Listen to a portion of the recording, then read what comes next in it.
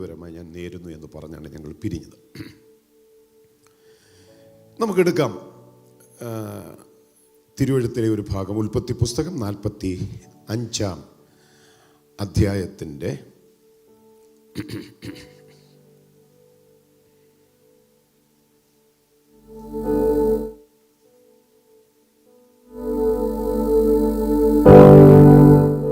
45-ാം അധ്യായത്തിൻ്റെ 5-ാം വാക്യം.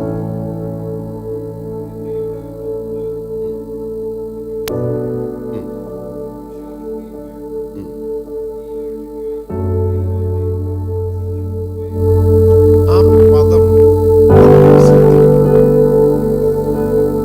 ജീവരക്ഷയ്ക്കായി ദൈവം എന്നെ നിങ്ങൾക്ക് മുമ്പേ അയച്ചതാകും.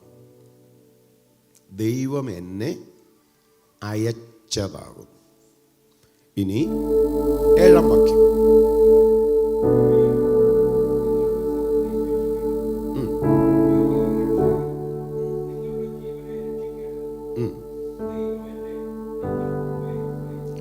ദൈവം എന്നെ അയച്ചിരിക്കുന്നു. 8-ാം വാക്യം.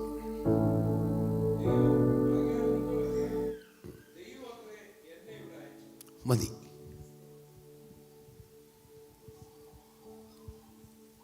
നിങ്ങളല്ല. ഓക്കെ,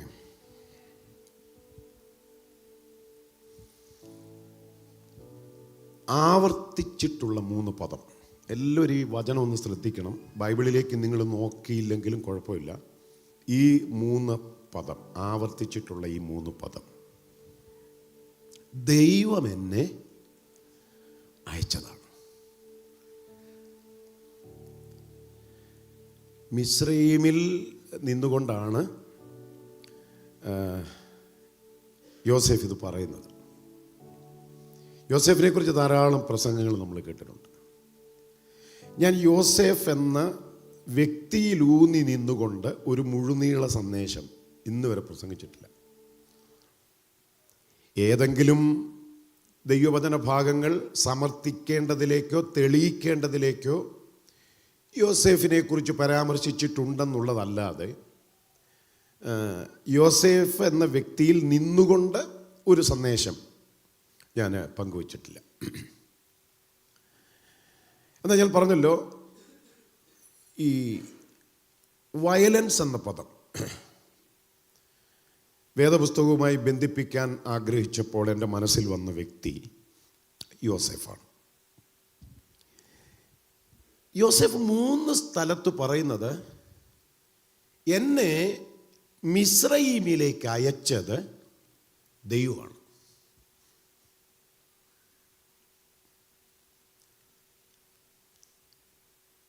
എന്ന് പറഞ്ഞാൽ ഞാനിവിടെ എത്തിയത് ദൈവത്തിൻ്റെ ഹിതത്താലാണ്.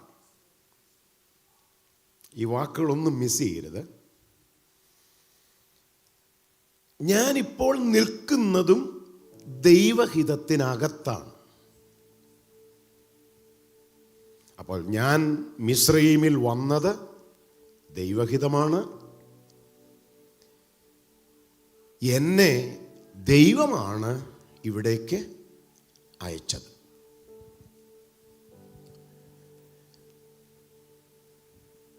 ഈ വാക്കുകളാണ് ഈ വിഷയം അല്പം കാര്യമായി ശ്രദ്ധിക്കാൻ എന്നെ പ്രേരിപ്പിച്ചത്. യോസേഫ് പറയുന്നു, ഞാൻ ഇവിടെ എത്തിയത് ദൈവഹിതമാണ്.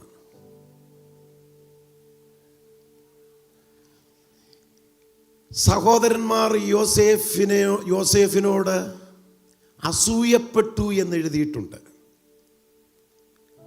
അത് ദൈവഹിതമായിരുന്നു. സഹോദരന്മാർ യോസേഫിനെ വെള്ളമില്ലാത്ത കുഴിയിലിട്ടു എന്ന് നമുക്കറിയാം. അത് ദൈവഹിതമാണോ?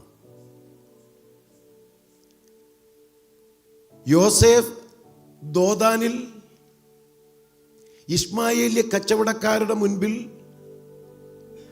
ഒരു വിൽപ്പന ചരക്കായി മാറിയത് ദൈവഹിതമാണോ? യോസേഫ് ഇസ്മായേലിയ കച്ചവടക്കാർ അടിമകളെ വിൽക്കുന്ന ചന്തയിൽ ബന്ധിക്കപ്പെട്ടവനായി നിന്നത് ദൈവഹിതമാണോ? പൊത്തിഫേറിന്റെ വീട്ടിൽ ഒരു ഹണി ട്രാപ്പിൽ അകപ്പെട്ടത് അരുതാത്ത കുറ്റത്തിന് ശിക്ഷിക്കപ്പെട്ടത് ദൈവഹിതമാണോ?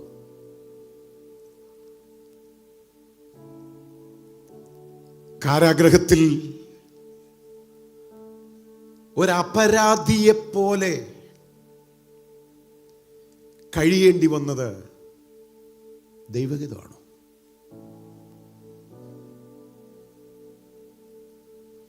പക്ഷെ യോസേഫ് പറയുന്നു നമ്മുടെ മനസ്സിൽ വരാവുന്ന ചിന്തകളാണ് ഞാൻ ഈ പറഞ്ഞത്. പക്ഷെ യോസേഫ് പറയുന്നു, ദൈവമാണ് എന്നെ അയച്ചത്.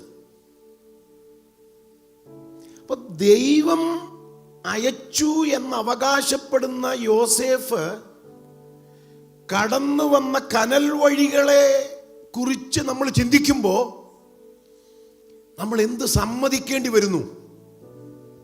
ആമേൻ. ദൈവഹിതം എന്ന് പറയുമ്പോൾ അതിനകത്ത് ഇതൊക്കെ ഉണ്ട്. നമുക്ക് ഉൾക്കൊള്ളാൻ പറ്റുന്നുണ്ടോ? നമുക്ക് ഉൾക്കൊള്ളാൻ പറ്റുമോ? നമുക്കതൊന്ന് വിശദമായിട്ട് നോക്കാം. ഞാൻ 3 നിലയിലുള്ള വയലൻസ് ആണ് യോസെഫിനെ കുറിച്ച് അവതരിപ്പിക്കാൻ ആഗ്രഹിക്കുന്നത്. ഞാൻ പറഞ്ഞു, അതിൻ്റെ ഡിക്ഷണറി മലയാളമാണ് ഞാൻ പറഞ്ഞത്. വയലൻസ് എന്നുള്ളതിന് ശാരീരികവും മാനസികവുമായ ആക്രമണം. യോസെഫിനുണ്ടായ 3 വയലൻസ് നമുക്കൊന്ന് നോക്കാം. 1, സ്വന്തം കുടുംബത്തിൽ നിന്നോ സഹോദരന്മാരിൽ നിന്നോ ഉണ്ടായത്. 2, ഞാൻ നേരത്തെ പറഞ്ഞല്ലോ, ഞാനതിനൊരു കാലിക പ്രാധാന്യമായ ഒരു വാചകം കൊടുത്തത് ഹണി ട്രാപ്പ് എന്നാണ്. പൊത്തിഫറിന്റെ വീട്ടിൽ അരുതാത്ത കുറ്റത്തിന് യോസേഫ് ശിക്ഷിക്കപ്പെടുന്ന ആ ഭാഗം. അപ്പോൾ പൊത്തിഫേറിന്റെ വീട്ടിൽ നിന്ന്, കുടുംബത്തിൽ നിന്ന് ഉണ്ടായ വയലൻസ്. 3, സഹ തടവുകാരന്റെ ഭാഗത്തു നിന്നുണ്ടായ വയലൻസ് അഥവാ മാനസികമായ ആക്രമണം. അപ്പം പ്രധാനമായി യോസേഫിനുണ്ടായ മാനസിക ആക്രമണങ്ങളെ 3ആയി തിരിക്കാം. 1, കുടുംബത്തിൽ നിന്ന്, സഹോദരന്മാരിൽ നിന്ന് ഉണ്ടായത്. 2, പൊത്തിഫേറിന്റെ ഭവനത്തിൽ നിന്ന് ഉണ്ടായത്. 3, സഹ തടവുകാരന്റെ ഭാഗത്ത് നിന്ന് ഉണ്ടായത്.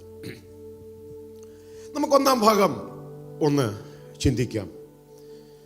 യോസേഫ് ഈ പറയുന്നതിൻ്റെ ആ പൊരുളിലേക്കാണ് നമ്മൾ വരേണ്ടത്. ഞാൻ ഇടയ്ക്ക് ഇതൊക്കെ ദൈവഹിതമാണോ എന്ന് ചോദിച്ചപ്പോൾ നിങ്ങളും എന്നോടൊപ്പം ചേർന്നു എന്നാണ് നിങ്ങളുടെ മുഖഭാവം കാണുമ്പോൾ എനിക്കും മനസ്സിലാകുന്നത്. ഇതൊക്കെ ദൈവഹിതമാണ്. യോസേഫ് മിസ്രയീമിൽ നിന്നുകൊണ്ട് സ്വന്തം സഹോദരന്മാരോട് പറയുന്നത്, ഞാൻ ഇവിടെ എത്തിയത് ദൈവഹിതമാണ്, എന്നെ ഇവിടെ എത്തിച്ചത് ദൈവമാണ്. അത് 3 പ്രാവശ്യം പറയുന്നുണ്ട്, ദൈവമാണ് എന്നെ അയച്ചത്. അപ്പൊ ഞാൻ പറയാൻ പോകുന്ന ആശയം, ഈ ആശയം ശ്രദ്ധിക്കണം. യഥാർത്ഥ ദൈവഹിതത്തിനകത്ത് ഈ വയലൻസ് ഉണ്ട്, മാനസിക ആക്രമണം ഉണ്ട്. ഞാനത് ഒരു പഴയ നിയമ വാക്യം കൂടെ ഉദ്ധരിക്കുമ്പോൾ നിങ്ങൾക്കത് മനസ്സിലായി. ദൈവഹിതം എന്ന് പറയുമ്പോൾ നമ്മുടെ മനസ്സിൽ വരുന്നൊരു നിർവചനം എന്താ? നന്മയും പ്രസാദവും പൂർണ്ണതയുമുള്ള ദൈവഹിതം.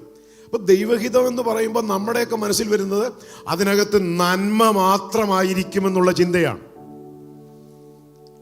നന്മയും പ്രസാദവും പൂർണ്ണതയുമുള്ള ദൈവഹിതം.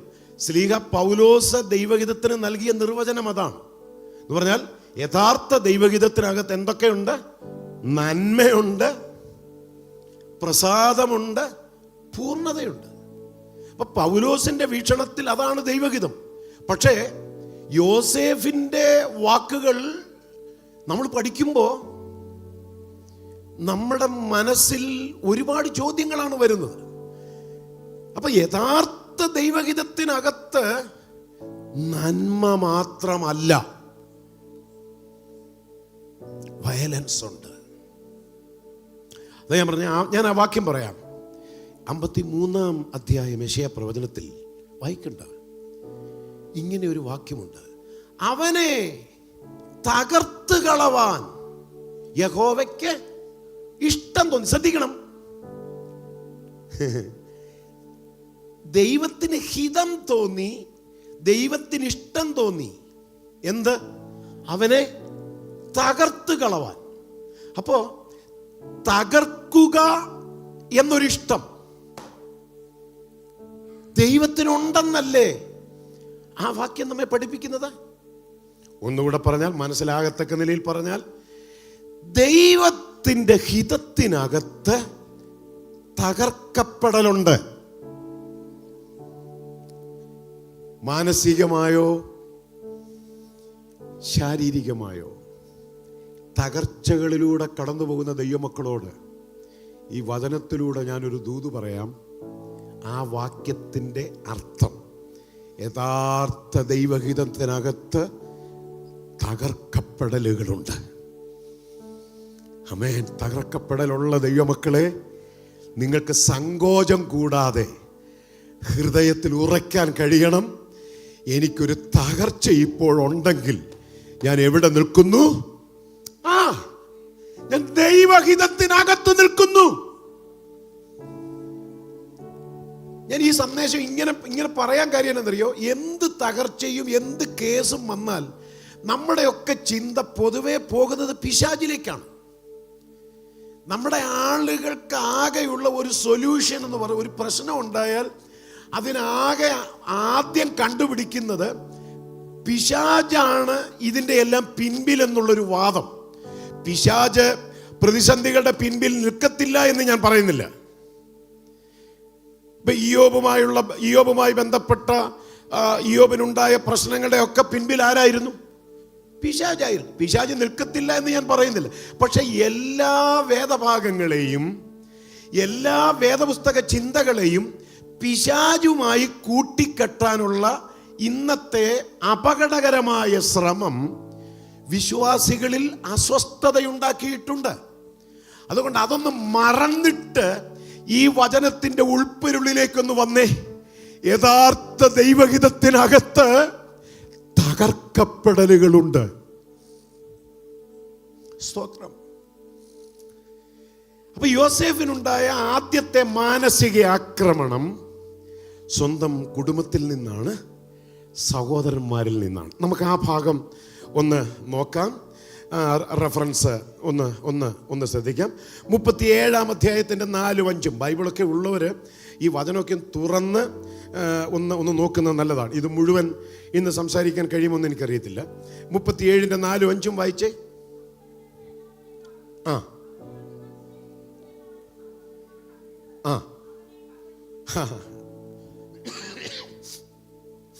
സ്വന്തം സഹോദരന്മാർ പകയ്ക്കുന്നു യോസേഫിനെ. അപ്പൊ യോസേഫ് പറയുന്ന ആ വാക്യം മനസ്സിൽ നിന്ന് പോകരുത്. ദൈവമാണ് എന്നെ ഇവിടെ അയച്ചത്. ഞാൻ ഇവിടെ വരെ വന്നത് ദൈവഹിതത്താലാണ്. ദൈവഹിതത്താലാണ് എന്ന് അവകാശപ്പെടുന്ന യോസേഫിനുണ്ടായ അനുഭവമാണ് ഇവിടെ നമ്മൾ നോക്കേണ്ടത്. സഹോദരന്മാർ യോസേഫിനെ പകച്ചു. 4-5 വായിച്ചോ.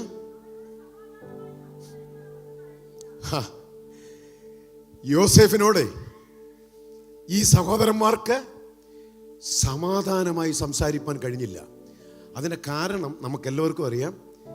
യോസേഫ് യാക്കോബിൻ്റെ ഇഷ്ടപുത്രനായിരുന്നത് കൊണ്ട് യോസേഫിന് യാക്കോബ് ഒരങ്കി തയ്പ്പിച്ചു കൊടുത്തു. ആ ഒരു മകന് മാത്രമേ യാക്കോബ് അങ്ങനെ ചെയ്തുള്ളൂ. 12 ആൺമക്കളുള്ള ഒരു വീട്ടിൽ ഒരാൾക്ക് മാത്രം ഒരു നല്ല ഉടുപ്പെടുത്തു കൊടുത്തു. ബാക്കി 11 പേർക്കും ഒരു കർച്ചീഫ് പോലും നൽകാതിരുന്നു എന്ന് കണ്ടപ്പോൾ ഞങ്ങൾക്കാർക്കും ഒരു ഉടുപ്പ് തരാതെ ഞങ്ങളുടെ ഇളയ സഹോദരനായ യോസേഫിന് അപ്പൻ ഇങ്ങനെ ഉടുപ്പ് കൊടുത്തു, അങ്കി കൊടുത്തു എന്ന ആ കാരണം മുതലാണ് സഹോദരന്മാർക്ക് യോസേഫിനോട് പക തുടങ്ങിയത്. പകയ്ക്കപ്പെടുന്ന യോസേഫ്, സഹോദരന്മാർ സമാധാനമായി സംസാരിച്ചില്ല. അങ്ങനെയാണെങ്കിൽ സംസാരിച്ചത് എന്താണെന്ന് ബൈബിളിലില്ല. സ്വന്തം കൂടപ്പറപ്പുകളിൽ നിന്ന് മനസ്സിനെ തകർക്കുന്ന എന്തൊക്കെയോ വാർത്തകൾ ഈ മനുഷ്യൻ കേൾക്കേണ്ടി വരുന്നു. 18-ാം വാക്യം വായിച്ചേ.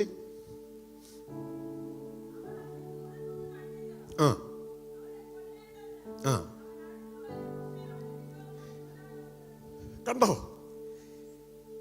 ഞാൻ ആ വാചകം പറയുമ്പോൾ ദൈവമക്കൾ ശ്രദ്ധിക്കണം. ദൈവഹിതത്തിനകത്ത് നിൽക്കുക യോസേഫ്. 45-ൽ നമ്മൾ വായിച്ച വാക്യമനുസരിച്ച് 3 യോസേഫ് പറയുന്നു, ദൈവമാണ് എന്നെ ഇവിടെ അയച്ചത്. അപ്പൊ ദൈവത്തിന്റെ ഹിതപ്രകാരമാണ് യോസേഫ് മിസ്രയീമിൽ വന്നതെന്ന് യോസേഫ് അവകാശപ്പെടുമ്പോ ഇവിടെ കണ്ടോ, കൊല്ലാൻ ദുരാലോചന കഴിക്കുന്നു. ഇങ്ങനെ പറഞ്ഞു പോകുമ്പോൾ ദൈവമക്കൾക്കൊരു സ്തോത്രം ചെയ്യാൻ തോന്നുകയില്ലെന്ന് എനിക്കറിയാം. പക്ഷെ നിങ്ങൾ ആ സന്ദേശം ഒന്ന് ശ്രദ്ധിക്കണം. ഞാൻ എന്നാൽ അതിനകത്തൊരു ദൂത് ഞാൻ പറയാം. ഈ 11 പേര്, ബാക്കി 11 പേര് അല്ല 10 പേര് യോസേഫിനെതിരെ കൊല്ലാൻ ദുരാലോചന കഴിച്ചിട്ടും യോസേഫ് പറയുകയാണ്, എന്നെ ഇവിടെ അയച്ചത് ദൈവമാണ് എന്ന് പറഞ്ഞാൽ എന്തോ മനസ്സിലായി.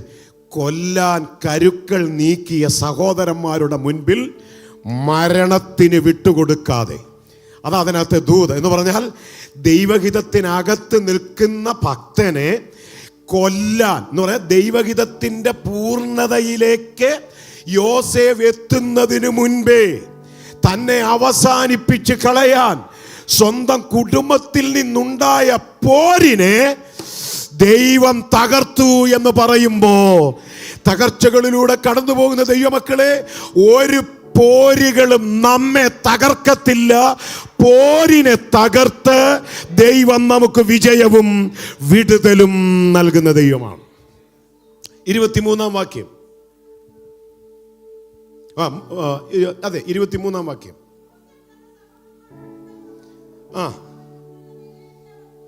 ഊരി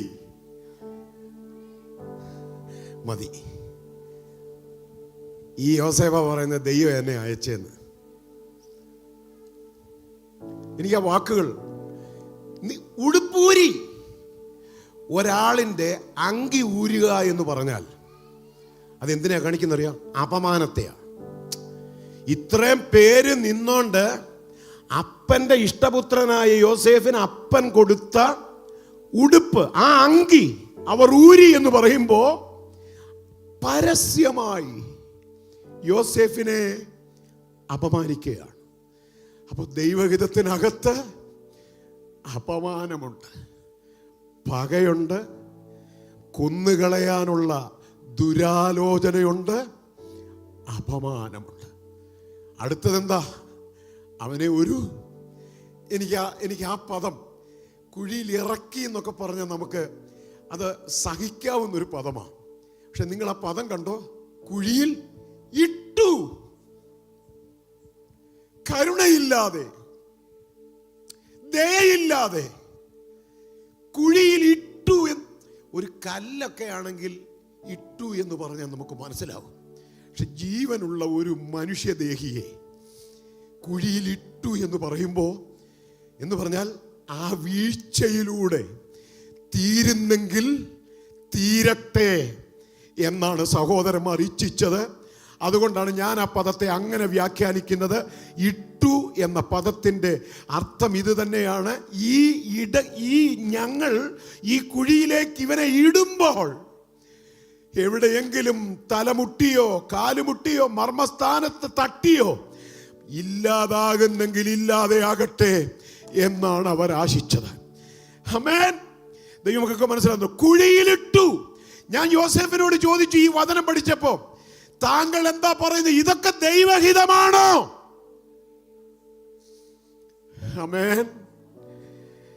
യോസേഫിനോടൊന്ന് ചെറുതായി മന്ത്രിക്കാൻ ശ്രമിച്ചാൽ, ഈ കുഴിയിൽ കിടക്കുന്ന യോസേഫിനോടൊന്ന് സംസാരിക്കാൻ ശ്രമിച്ചാൽ യോസേഫ് എന്തു പറയുമെന്നറിയാം? എന്തു പറയും? ദൈവദാസനെ, ഞാൻ ഇവിടെയൊക്കെ പതറാതെ നിൽക്കുന്നതിൻ്റെ കാര്യം എന്നാണെന്നറിയാവോ? ഒന്ന്, ഞാൻ നിൽക്കുന്നത് ദൈവഹിതത്തിനകത്താണെന്ന് എനിക്ക് നന്നായിട്ടറിയാം. രണ്ട്, എൻ്റെ ദൈവം എനിക്ക് തന്ന 2 സ്വപ്നങ്ങളുണ്ട്. അത് നിറവേറാനുള്ളതാണ്. ഇന്ന് വചനം കേൾക്കുന്ന ദൈവമക്കളോട് ഞാൻ പറയാം, നിറവേറാൻ സ്വപ്നങ്ങൾ ബാക്കിയുണ്ടെങ്കിൽ, നിറവേറാൻ വാഗ്ദത്തങ്ങൾ ബാക്കിയുണ്ടെങ്കിൽ, ഏത് കുഴിയിൽ കല്ലെടുത്തെറിയുന്നത് പോലെ നിന്നെ എറിഞ്ഞു കളഞ്ഞാലും ഒരു പോറലു പോലും ഏൽക്കാതെ, ഹല്ലേലൂയ, മനസ്സിലാകുന്നുണ്ടോ? ഒരു പോറലു പോലും ഏൽക്കാതെ ഏത് കുഴിയിൽ നിന്നും നമ്മെ പുറത്തു കൊണ്ടുവരുന്ന ഒരു ദൈവം നമുക്കുണ്ട്. ഇന്ന് പകലിൽ ഞാൻ ഈ വചനം ഇവിടെ വിഭജിക്കുമ്പോൾ ചിലരുടെ അവസ്ഥ ഈ കുഴിയിൽ കിടക്കുന്ന മനുഷ്യനെ പോലെയാണ്. കര കാണാൻ കഴിയാതെ, കരയിലെ നന്മകളൊന്നും അനുഭവിക്കാൻ കഴിയാതെ, ഒറ്റപ്പെട്ടും അപമാനിക്കപ്പെട്ടും പകയ്ക്കപ്പെട്ടും ആക്രമിക്കപ്പെട്ടും ഒറ്റപ്പെട്ടു പോയ ചിലരെ ഇന്ന് പകലിൽ ഈ വചനത്തിലൂടെ ദൈവാത്മാവ് വിവേചിക്കുന്നു. ഞാൻ ആത്മാവിൽ ദൂത് പറയട്ടെ, നിറവേറാൻ ഒരു സ്വപ്നം ബാക്കി കിടപ്പുണ്ടെങ്കിൽ, ഹല്ലേലൂയ, നടക്കാൻ ഒരു വാഗ്ദത്തം ബാക്കി കിടപ്പുണ്ടെങ്കിൽ ഒരു കുഴിയിലും നീ അവസാനിക്കത്തില്ല.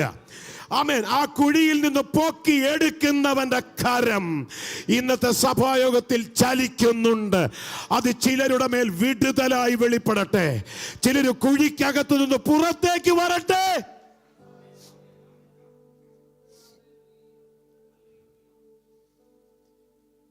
ഇങ്ങനെയൊക്കെ സംഭവിക്കുമോ സ്വന്തം കുടുംബത്തിൽ നിന്ന്? പക്ഷെ ബൈബിൾ പഠിപ്പിക്കുന്നു, സംഭവിക്കും. രക്തബന്ധങ്ങൾ കൈയൊഴിഞ്ഞു പോയി എന്ന് വരാം. ആമേൻ. യോസേഫ് പിടിച്ചു നിന്നതിൻ്റെ ഒരു കാര്യം എൻ്റെ ശ്രദ്ധയിൽപ്പെട്ടത് നിങ്ങളും ശ്രദ്ധിച്ചിട്ടുണ്ടാവും. ഒരു വാക്യം ഞാൻ റെഫറൻസ് വായിപ്പിക്കാതെ പറയട്ടെ. യോസേഫ് പിടിച്ചു നിന്നതിൻ്റെ കാര്യം, യോസേഫ് കാരാഗ്രഹത്തിൽ കിടന്നു എന്ന് പറയുന്നൊരു വാക്യമുണ്ട്, അല്ലേ? യോസേഫ് കാരാഗ്രഹത്തിൽ കിടന്നു. അടുത്ത വാക്യം എന്താണെന്നറിയാവോ? ആ വാക്യം വായിച്ചേ, റെഫറൻസ് പറ. 39 വായിച്ചേ. എല്ലാവരും ശ്രദ്ധിക്കണം ആ വാക്യം.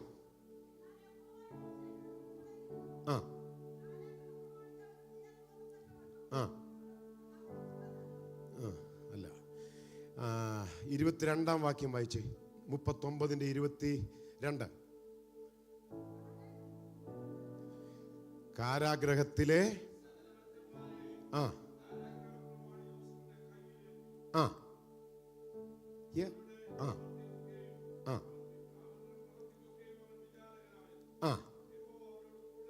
മതി. നിങ്ങള് അതിന്റെ മുകളിൽ നമ്മൾ വായിച്ചത് എന്താ? യോസേഫ് കാരാഗ്രഹത്തിൽ കിടന്നു. ശ്രദ്ധിക്കണേ, അടുത്ത വാചകം എന്താ? യഹോവ യോസേഫിനോടുകൂടെ ഇരുന്നു. എന്ത് മനസ്സിലാകുന്നുണ്ട്? ആമേൻ. എന്ത് മനസ്സിലാകുന്നുണ്ട്? അപ്പൻ കൂടെയില്ല, അമ്മ കൂടെയില്ല, അച്ചാച്ചന്മാര് കൂടെയില്ല. പക്ഷേ കാരാഗ്രഹത്തിൽ കിടക്കുന്ന യോസേഫിനെ കുറിച്ച് ദൈവാത്മാവ് എഴുതിയിരിക്കുകയാണ്. യോസേഫ് എവിടെയാണോ കിടന്നത്, എൻ്റെ ദൈവം ഇപ്പോൾ സിംഹാസനത്തിൽ നിന്ന് ഇറങ്ങി വന്ന്, വല്ല മനസ്സിലാകുന്നുണ്ടോ? എനിക്ക് ആ ഭാഗം ഭയങ്കരമായിട്ട് ഇഷ്ടപ്പെട്ടു. ഇപ്പൊ എൻ്റെ ദൈവം സിംഹാസനത്തിലല്ല, എൻ്റെ ദൈവം കാരാഗ്രഹത്തിനകത്താ. ആരോടുകൂടെ? ഒറ്റപ്പെട്ടവനോടുകൂടെ, തകർക്കപ്പെട്ടവനോടുകൂടെ, ദൈവഹിതത്തിനകത്ത് നിൽക്കുന്നവനോടുകൂടെ. ഇന്ന് പകൽ ആ സാന്നിധ്യം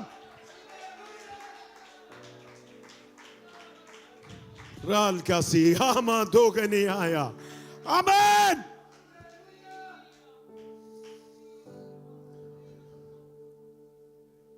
ഹല്ലേലൂയ. ഇതുപോലെ യോസേഫിനറിയാം എന്നോട് കൂടെ എന്നെ ഏറ്റവും അധികം വേദനിപ്പിച്ചൊരു കാര്യം എന്നറിയോ? ഏറ്റവും അധികം യോസേഫിനെ സ്നേഹിച്ചത് എല്ലാ മക്കളെക്കാളും ഈ അപ്പനാ, അല്ലേ? ആ അപ്പനും ഇല്ല കൂടെ. ആമേൻ. കൂടെ ഉണ്ടാവുമെന്ന് കരുതിയവർ, കൂടെ നിൽക്കുമെന്ന് കരുതിയവർ, ഈ ഒറ്റപ്പെട്ട സമയത്ത് ആരുമില്ല.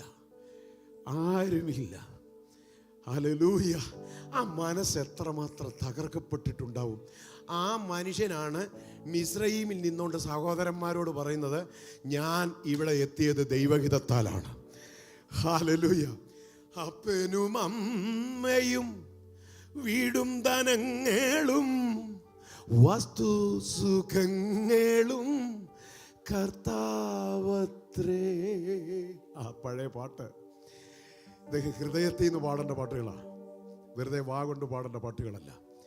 ഇന്ന് പകൽ ഇതിനകത്തൊരു ചികിത്സ നടന്നുകൊണ്ടിരിക്കുകയാണ്. ഹൃദയങ്ങളെ ഈ വചനത്തിലൂടെ ഉറപ്പിക്കാൻ ദൈവത്തിന് പദ്ധതി ഉണ്ട്. ആമേൻ. ഹല്ലേലൂയ. ആ വരികൾ നമുക്കൊന്ന് ചേർന്ന് പാടാം. ദൈവസാന്നിധ്യം എല്ലാ ദൈവമക്കളും അനുഭവിക്കട്ടെ. കർത്താവിൻ്റെ കരം ഇതിനകത്ത് ചലിക്കുന്നുണ്ട്. ആ വചനം നമ്മെ ഒന്ന് ഉറപ്പിക്കട്ടെ. ഹല്ലേലൂയ.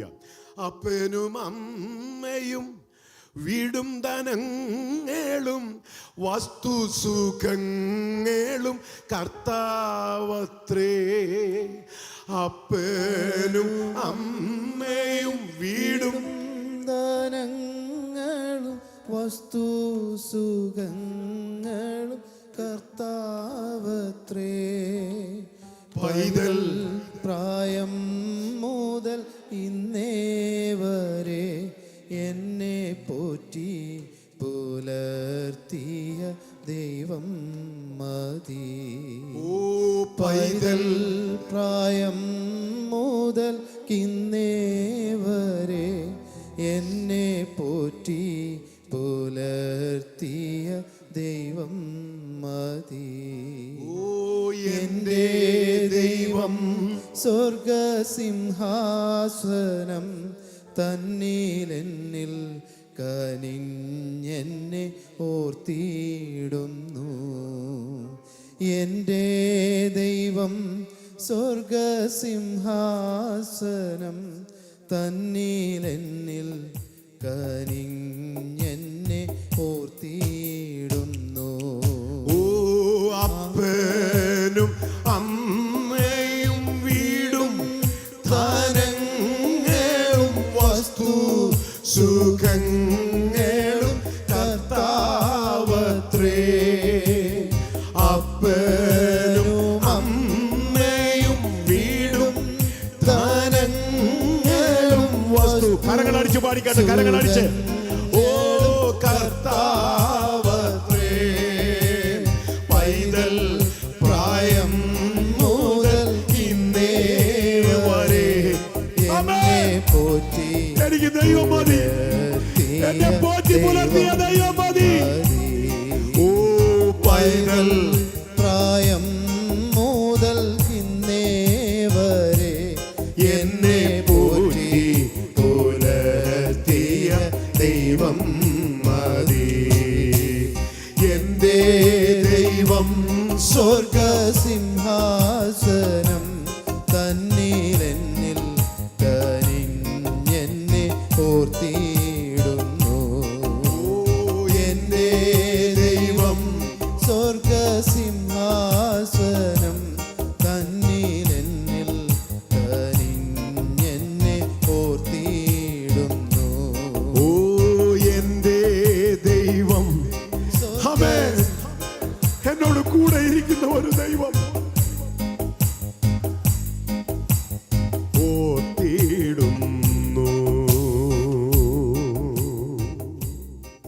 ഹല്ലേലൂയ.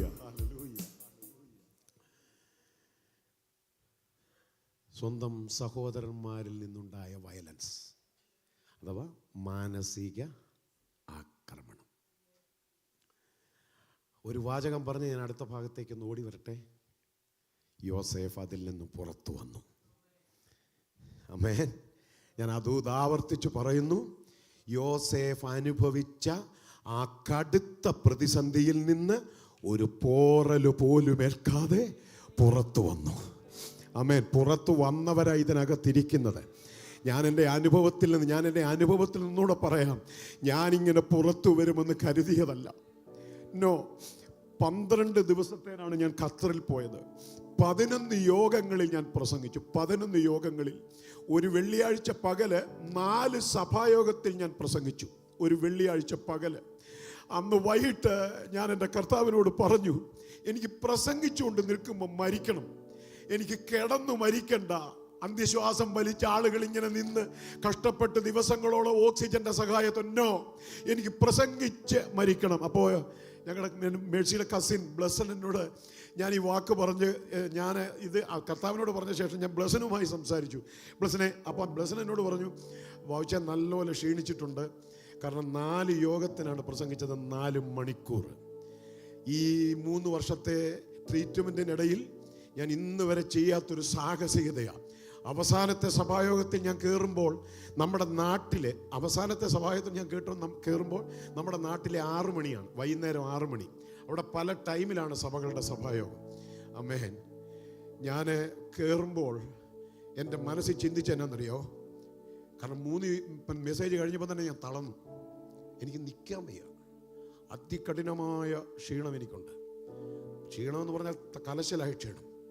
അപ്പോൾ എൻ്റെ മനസ്സ് പറഞ്ഞു, ഒരു പക്ഷേ അടുത്ത സഭായോഗം എൻ്റെ ഒടുവിലത്തെ പ്ലാറ്റ്ഫോം ആയിരിക്കും. കാരണം അത്രയും ക്യാൻസൽ ചെയ്യാൻ പറ്റത്തില്ല, മാറി നിൽക്കാൻ പറ്റത്തില്ല. അവർ പരസ്യമൊക്കെ കൊടുത്ത് വെച്ചിരിക്കുന്ന സഭായോഗത്തിന് ഇന്നയാൾ പ്രസംഗിക്കുമെന്ന് പറഞ്ഞു. ആമേ. പക്ഷേ ഞാൻ പറഞ്ഞത്, ഞാൻ ശങ്കയോടെയാണ് എഴുന്നേറ്റ് നിന്നതെങ്കിലും പരിശുദ്ധാത്മാവെന്നെ ഒരു അസാധാരണ ബലത്തിലേക്ക് നടത്തി. അവിടെയും ഞാൻ 1 മണിക്കൂർ പ്രസംഗിച്ചു. ഞാൻ ആ സഭായോഗം കൊണ്ട് എൻ്റെ ശുശ്രൂഷയ്ക്ക് ഫുൾ സ്റ്റോപ്പ് ഇടുമെന്നാണ് ഞാൻ കരുതിയത്. ഞാൻ അനുഭവത്തിൽ ഇത് പറയാൻ കാര്യം എന്നറിയാവോ? പുറത്തു വരികയില്ല എന്ന് നമ്മുടെ മനസ്സ് പറഞ്ഞാൽ പോലും, നമ്മുടെ മനസ്സ് പറഞ്ഞാൽ പോലും നിറവേറാൻ കിടക്കുന്ന അവസാനത്തെ വാഗ്ദത്തം വരെ നിന്റെ തല ഉയർത്തി ദേശത്ത് നിന്നെ മാനിക്കാൻ നിനക്കൊരു ദൈവമുണ്ട്. ആ ഉറപ്പകത്തുള്ള ദൈവമൈതലേ, ആമേൻ. ഈ ദൈവത്തെ ഇങ്ങനെ സ്തുതിച്ചാൽ മതിയോ? ഒരിക്കലും പുറത്തു വരാതിരിക്കാനാ അവനെ പിടിച്ച് കുഴിയിലിട്ടത്. എന്നാൽ കുഴിയിലിട്ടവരുടെ മുമ്പിൽ വെച്ച് അവനെ പോറലേൽക്കാതെ പുറത്തു കൊണ്ടുവന്നവന്റെ കരം. എനിക്കറിയില്ല, ഇന്ന് പകൽ ഇതിനകത്ത് ചിലരുടെ കൈകളിൽ പിടിക്കുകയാ. താണുപോകാൻ തുടങ്ങിയ പത്രോസിനെ കൈപിടിച്ച് ഉയർത്തിയതുപോലെ കുഴിയിൽ കിടന്ന ഇരമ്യാവിനെ കയറ് കെട്ടി കുഴിയിൽ നിന്ന് പുറത്തു കൊണ്ടുവന്നതുപോലെ ഇന്ന് പകലിൽ ചിലരെ പുറത്തു കൊണ്ടുവരുന്ന പകലാണ്.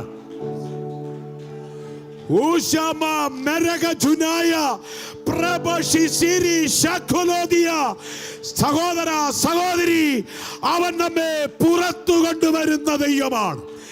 ഏതൊക്കെ വയലൻസുകൾ, ഏതൊക്കെ മാനസിക ആക്രമണങ്ങൾ, ഏതൊക്കെ മണ്ഡലങ്ങളിൽ നിന്നുണ്ടായാലും ദൈവമൈതലേ, അവിടം കൊണ്ട് നമ്മൾ അവസാനിക്കത്തില്ല.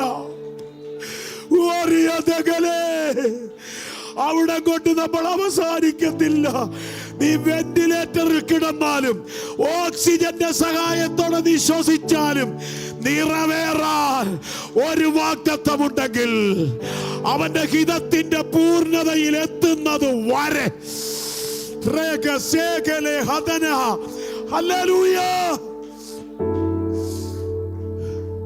അവന്റെ സാന്നിധ്യം നമ്മോട് കൂടെ ഇരിക്കും. ആമേൻ. ആ ദൈവമാണ് എന്നെ ഇന്നിവിടെ നിർത്തിയിരിക്കുന്നത്. ആ ദൈവമാണ് നമ്മളെയൊക്കെ ഇന്ന് ഈ സഭായോഗത്തിൽ കൊണ്ടുവന്നത്. അല്ലേ? ആളുകൾ ആളുകൾ പറഞ്ഞില്ലേ നമ്മളോടൊക്കെ, അല്ലെങ്കിൽ നമ്മളെക്കുറിച്ച്. പാമ്പാടിക്കാരനായ ഒരു ദൈവദാസൻ, എൻ്റെ സുഹൃത്താണ് അദ്ദേഹം, എൻ്റെ മറ്റൊരു സുഹൃത്തിനെ വിളിച്ചു പറഞ്ഞു, അറിഞ്ഞായിരുന്നു? ഇല്ല, കീടി വാപ്പാസ് അത്യാസന്ന നിലയിലാണ്. കറച്ചാലുള്ള ഗ്രൂപ്പിൽ അവർ ആ മെസ്സേജ് പാസ് ചെയ്തു. കറച്ചാൽ ഗ്രൂപ്പിൽ മാത്രമേ ആ മെസ്സേജ് പാസ് ചെയ്തു. അത്യാസന്ന നിലയിലാണ്. എൻ്റെ സഹോദരന്മാർ 7 പേര് ചേർന്ന് രാവിലെ മുതൽ ഉച്ച വരെ, കാരണം അവരൊക്കെ എനിക്ക് വളരെ പ്രിയപ്പെട്ടവരാണ്, എന്നെ ജീവനെ പോലെ സ്നേഹിക്കും. ഞാൻ ആ ഭാഗത്ത് എവിടെ പ്രസംഗിക്കാൻ ചെന്നാലും ഇവരുടെ ഒരു സംഘം ആ യോഗത്തിലുണ്ടാവും. അവരായിരിക്കും കൈ ഉയർത്തുന്നതും ദൈവത്തിന് മഹത്വം കൊടുക്കുന്നതും. അവർ ഉച്ചവരെ പ്രാർത്ഥിച്ചു എന്നോട് പറഞ്ഞു. അതൊക്കെ കേട്ടപ്പോൾ അങ്ങനെ ഒരു വാർത്ത പരന്നായിരുന്നു. അത് നിങ്ങൾ അറിഞ്ഞോന്ന് എനിക്കറിയത്തില്ല. അത്യാസന്ന നിലയിലാണ്. അപ്പോൾ അവർ പ്രാർത്ഥിച്ച ഒരു വാചകം ഞാൻ ഈ പറഞ്ഞ വാചകമാണ്. കർത്താവേ, നിന്റെ ദാസനെ കൊണ്ട് ഒരു സ്റ്റേജിലൂടെ പ്രസംഗിപ്പിക്കാൻ നിനക്ക് പദ്ധതി ഉണ്ടെങ്കിൽ ഇപ്പോൾ കിടക്കുന്ന ഹോസ്പിറ്റലിൽ നിന്ന് നിന്റെ ദാസനെ നീ പുറത്തു കൊണ്ടുവരണമെന്ന്. ആമേൻ. ഞാൻ ഇന്ന് പകൽ ഈ ശബ്ദമെടുത്ത് ഇവിടെ നിൽക്കുന്നതെന്ന് ആവർത്തിച്ച് പറയുന്നത് എന്തിനാണെന്നറിയാവോ? നമ്മെ അവൻ പുറത്തു കൊണ്ടുവരും. ആമേൻ. നമ്മെ അവൻ പുറത്തു കൊണ്ടുവരും. തലമുറകളെ പുറത്തു കൊണ്ടുവരും. സയോൻ അസംബ്ലിയെ പുറത്തു കൊണ്ടുവരും. ആർക്കും നിന്നെ കുഴിയിൽ ഒതുക്കാൻ പറ്റത്തില്ല. ഒരു കുഴിയിലും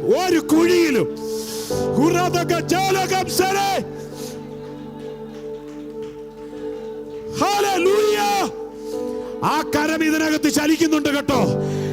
ആമേൻ. വിദ്യാഭ്യാസത്തിൽ ഏർപ്പെട്ടിരിക്കുന്ന തലമുറകളെ, നിങ്ങൾ ഭാവിയെ കുറിച്ച് ശങ്കിക്കണ്ട. അവൻ പുറത്തു കൊണ്ടുവരും. ഏത് കുഴിയിൽ വീണാലും അവൻ പുറത്തു കൊണ്ടുവരും.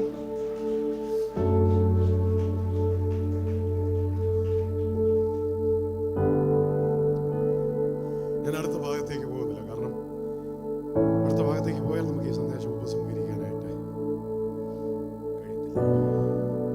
അപ്പോ ഇന്നത്തെ ഈ പകലിൽ ഇത്രയും കാര്യം നമ്മുടെ മനസ്സിലൊന്ന് എഴുതണം. ദൈവഹിതം എന്ന് പറയുന്നത് നന്മ മാത്രമുള്ള ഒരു പാതയല്ല. അതിനകത്ത് അസൂയയുണ്ടല്ലേ? സഹോദരന്മാർക്ക് അസൂയപ്പെട്ടത് പകച്ചു, പിന്നെ വസ്ത്രമൂരി അപമാനിച്ചു, ഒടുവിൽ കുഴിയിലിട്ടു. മനസ്സിലാകുന്നുണ്ടോ? ഞാൻ ഒരു ചിന്ത പറഞ്ഞു നിർത്താം ഈ സന്ദേശത്തിലേക്ക് പോകാതെ. ഇതൊരു മലഞ്ചെരിവാണ്. യോസേഫ് കിടന്ന ഈ കുഴി, ഈ ദൂത് മിസ് ചെയ്യാതൊന്ന് ശ്രദ്ധിക്കണേ. യോസേഫ് കിടന്ന ഈ കുഴി അമോര്യരുടെ കയ്യിൽ നിന്ന് യാക്കോബ് വാളും വില്ലും കൊണ്ട് പിടിച്ചടക്കിയതാണെന്ന് ഉൽപ്പത്തി 48 അവസാനമുണ്ട്. അപ്പോൾ യോസേഫ് കിടന്ന ഈ സ്ഥലം ഒരു മലഞ്ചെരിവാണ്. സുക്കാർ, ശേഖേം, ദോതാൻ ഒക്കെ ഈ മലഞ്ചെരിവുമായി ബന്ധപ്പെട്ടുള്ള സ്ഥലങ്ങളാണ്. ശമര്യയുടെ സമീപ ഭാഗങ്ങളാണ്. ഈ മലഞ്ചെരിവ്, ഈ അപ്പൻ, എനിക്ക് ഇപ്പോഴും സംശയമുണ്ട്. ഞാൻ ഇന്നലെ മാസയോഗത്തിന് ഞാൻ പറഞ്ഞു, യാക്കോബ് പറയുന്നത് ഞാൻ എൻ്റെ വാളും എൻ്റെ വില്ലും കൊണ്ട് ജയിച്ചടക്കിയത്. അമോര്യ ജാതിയെ യാക്കോബ് എന്നാ യുദ്ധം ജയിച്ചത്? ബൈബിളിൽ തെളിവില്ല, ബൈബിളിൽ എഴുതിയിട്ടില്ല. ഒരു മനുഷ്യൻ ഒറ്റയ്ക്ക് ഒരു ജാതിയെ തോൽപ്പിച്ച് ആ മലഞ്ചെരിവ് കൈവശപ്പെടുത്തി. ആ മലഞ്ചെരിവ്, ഞാൻ ആ ഭാഗം പഠിച്ചപ്പോൾ ചോദിച്ചു, ഈ മലഞ്ചെരിവ് തന്നെ ഈ അപ്പൻ പിടിച്ചെടുക്കാൻ കാര്യം എന്നാ? അപ്പന് ആ മലഞ്ചെരിവിനെ കുറിച്ചൊരു ചരിത്രം അറിയാം. എന്താ? ആ മലഞ്ചെരിവിലെ ഒരു കുഴിയിലാണ് യോസേഫ് കിടന്നത്.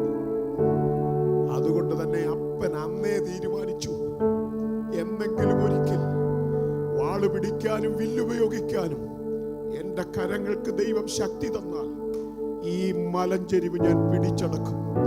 കാരണം എൻ്റെ ഇഷ്ടപുത്രൻ കുഴിയിൽ കിടന്ന മലഞ്ചെരിവോ. അപ്പൊ നിങ്ങൾക്ക് മനസ്സിലായോ? ആ മലഞ്ചെരിവ് ജയിച്ചടക്കാൻ കാര്യം എന്താന്ന്?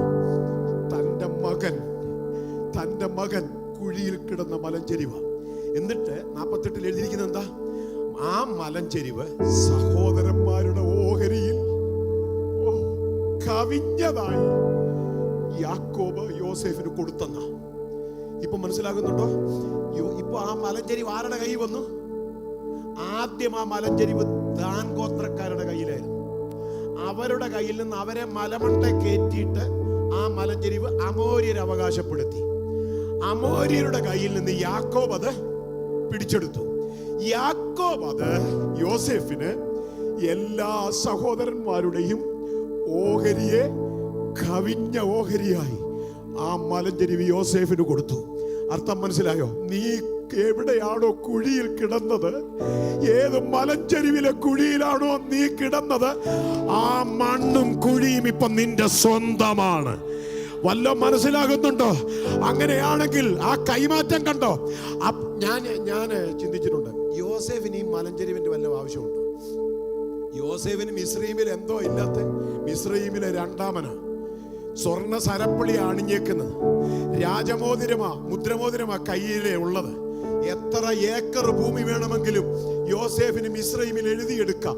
പക്ഷേ ഈ മലഞ്ചെരിവ് കൊടുക്കുമ്പോ യോസേഫ് അത് വേണ്ടെന്ന് പറഞ്ഞില്ല. എനിക്ക് വേണ്ട പപ്പേ, എനിക്ക് ആവശ്യത്തിനുണ്ടെന്ന് പറഞ്ഞില്ല. എന്നറിയാവോ? ആ മലഞ്ചെരിവിനെ കുറിച്ച് ഓർത്തപ്പോ യോസേഫിന്റെ മനസ്സിൽ ഒരു ഫ്ലാഷ് ബാക്ക് മിന്നി. ഞാൻ കുഴിയിൽ കിടന്ന മലഞ്ചെരിവ്, എന്റെ സഹോദരന്മാർ എന്നെ കൊല്ലാൻ ആലോചനയിട്ട മലഞ്ചെരിവ് കണ്ടോ? ഇപ്പോൾ അപ്പൻ ആ മലഞ്ചെരിവ് വെട്ടിപ്പിടിച്ച് ഈ മകന് കൈമാറുകയാണ്. അങ്ങനെയാണെങ്കിൽ ഇന്ന് പകൽ ഈ ദൂതിലൊന്ന് ഉറയ്ക്കാൻ പറ്റുമോ? നിന്നെ ഒതുക്കാൻ ശ്രമിക്കുന്നവരുടെ മുൻപിൽ നിന്റെ തല ഉയർത്തുന്ന ദൈവം, ഹല്ലേലൂയ, നിന്നെ എന്നും എന്നും ബെഡ്രിഡനാക്കേണ്ടതിന്, നിന്നെ ഒരു നിത്യരോഗിയെ പോലെ ആക്കി തീർക്കേണ്ടതിന്, നീ പുറത്തു വരാതിരിക്കേണ്ടതിന് തന്ത്രങ്ങൾ മെനയുന്ന പോരികളെ തകർത്തുകൊണ്ട് ചില അവകാശങ്ങൾ, അപ്പന്റെ ചില അവകാശങ്ങൾ നിനക്ക് കൈമാറുന്ന ദൈവം.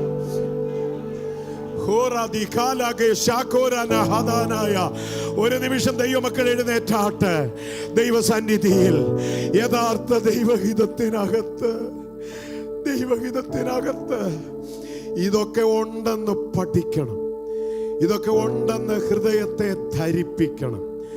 പറഞ്ഞ് മനസ്സിനെ ഉറപ്പിക്കണം. യഥാർത്ഥ ദൈവഹിതത്തിനകത്ത് ഇതൊക്കെയുണ്ട്.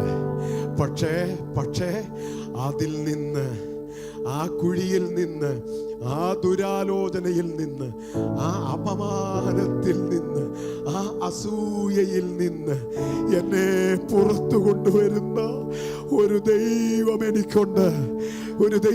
എന്നോട് ദൈവാത്മാവ് വീണ്ടും പറയുന്നു, പുറത്തു കൊണ്ടുവരുന്നു എന്ന് പറയുന്നത് ഒരു നീണ്ട കാലം കഴിഞ്ഞ് നടക്കുന്ന കാര്യമല്ല. ഈ 2025 തന്നെ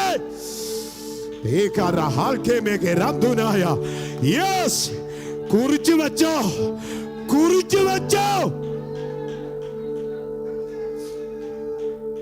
പിന്നെ വസ്ത്രം ഊരാനും കുഴിയിലിടാനും മുമ്പിൽ നിന്ന സഹോദരന്മാരെ കവിയുന്ന ഓഹരി വല്ല പിടികിട്ടുന്നുണ്ടോ?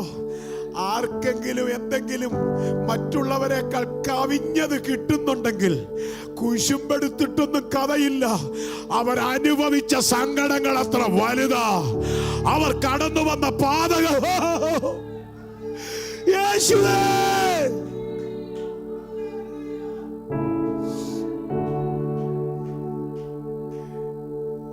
നിന്റെ സങ്കടങ്ങൾ സഹോദരന്മാരെക്കാൾ ഇരട്ടിയാണെങ്കിൽ ഓർത്തോണം, അപ്പൻ നിനക്ക് കൈമാറാൻ പോകുന്നത് ഒരു ഇരട്ടി അനുഗ്രഹമാണ്. സഹോദരന്മാരൊക്കെ കവിഞ്ഞത്, ഇന്ന് പകലിൽ നമ്മുടെ കുടുംബങ്ങൾക്ക് ചില കവിഞ്ഞ ഓഹരി, സഹോദരന്മാരെക്കാൾ കവിഞ്ഞ ഓഹരി, കുടുംബത്തിലുള്ളവരെക്കാൾ കവിഞ്ഞ ഓഹരി, സമപ്രായക്കാരെക്കാൾ കവിഞ്ഞ ഓഹരി, ആമേൻ, സമശിഷ്ടങ്ങളെക്കാൾ കവിഞ്ഞ ഓഹരി കൈമാറുന്ന ഒരപ്പൻ ഉയരത്തിലുണ്ടെന്ന് ഉറപ്പുണ്ടെങ്കിൽ, ഹല്ലേലൂയ, ഉറപ്പകത്തുണ്ടെങ്കിൽ ഈ ദൈവത്തിന് മഹത്വം കൊടുക്കാൻ പറ്റുമോ? മഹത്വം കൊടുക്കാൻ പറ്റുമോ? കർത്താവേ, മതി മതി മതി. എനിക്ക് മനസ്സിലായി, എൻ്റെ ദൈവഹിതത്തിനകത്ത്, എൻ്റെ ദൈവത്തിൻ്റെ ഹിതത്തിനകത്ത് എന്തെല്ലാം ഉണ്ടെങ്കിലും ഞാൻ സഹിക്കും, ഞാൻ സന്തോഷത്തോടെ നേരിടും. കാരണം ഈ ദൈവഹിതത്തിനകത്ത് പൊട്ടക്കിണറ്റിൽ എന്നോട് കൂടെ നീയുണ്ട്. എൻ്റെ അച്ചാച്ചന്മാരില്ലെങ്കിലും നീയുണ്ട്. കാരാഗ്രഹത്തിൽ നീയുണ്ട്.